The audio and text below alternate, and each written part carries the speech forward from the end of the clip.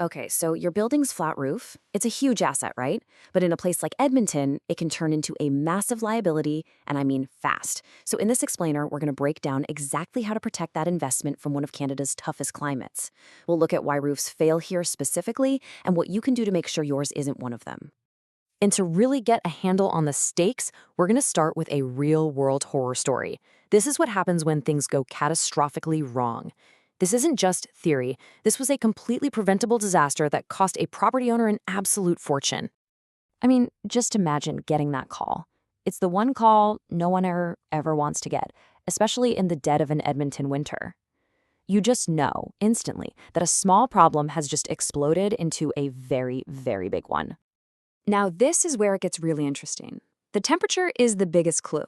At minus 38 Celsius, water should be a solid block of ice. It shouldn't be liquid. So if it's pouring into your building, that means the heat has to be coming from inside the roof system itself, a giant flashing red light that something has failed in a big, big way. And boom, there was the price tag for that failure, $47,000.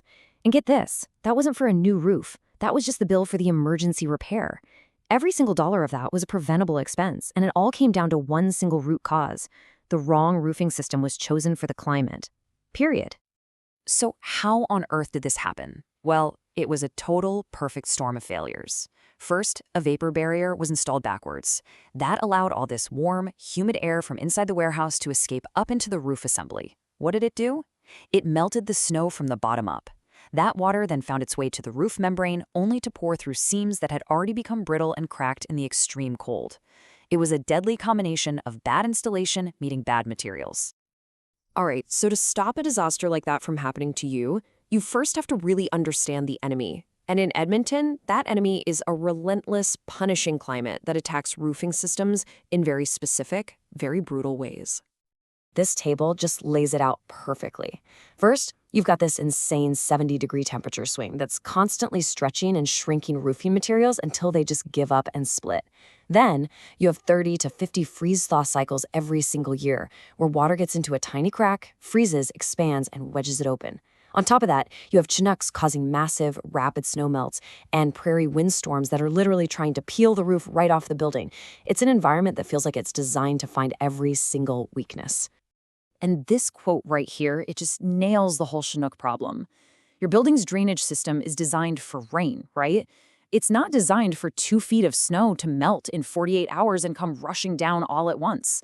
That water has nowhere to go, it pools, it freezes overnight, and that cycle of damage just gets worse and worse. So, okay, we've diagnosed all the ways Edmonton is trying to destroy your roof. What's the defense? The prescription is all about using systems and materials that are specifically engineered as armor for these exact conditions. This is absolutely not the place for a one-size-fits-all solution. The choice of system here is absolutely critical.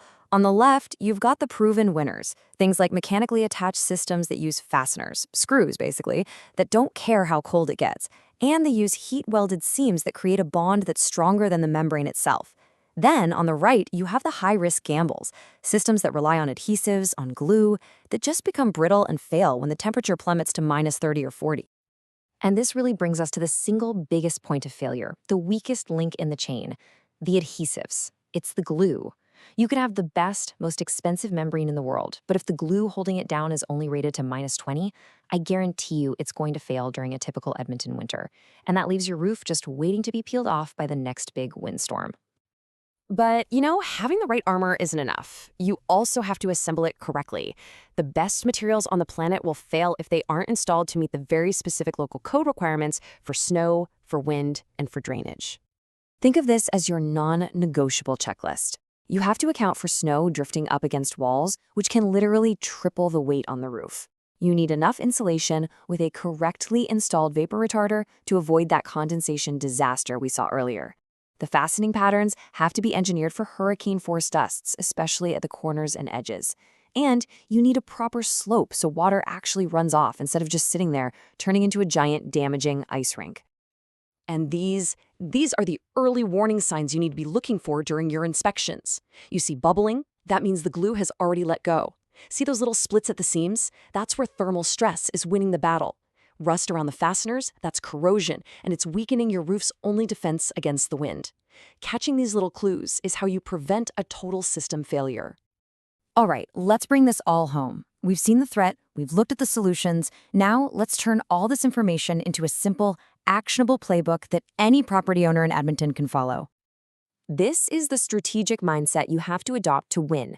Number 1, prioritize long-term performance over a cheap upfront price. It's a painful lesson to learn the hard way. Number 2, hire contractors who live and breathe the Edmonton climate, not just some guy with a truck. And number 3, be realistic. A roof here ages faster. Plan and budget for a 12 to 15-year lifespan, not 20. And this graph shows you the financial reality of that playbook crystal clear. That low-bid roof, yeah, it looks cheaper on day 1, but you almost always end up paying for it twice. When you invest a little more upfront in a system that's actually designed for Edmonton, you dramatically lower your total cost of ownership over the life of the building. This quote from an experienced roofer just says it all, doesn't it? Trying to save a little bit of money by cutting corners on a system designed for this climate isn't a saving. It's just a down payment on a much, much bigger expense down the road. The math is simple, and it is absolutely brutal. And that brings us to the final, crucial question you need to ask yourself. It forces you to confront reality. Because in Edmonton, hoping for a milder climate is not a strategy.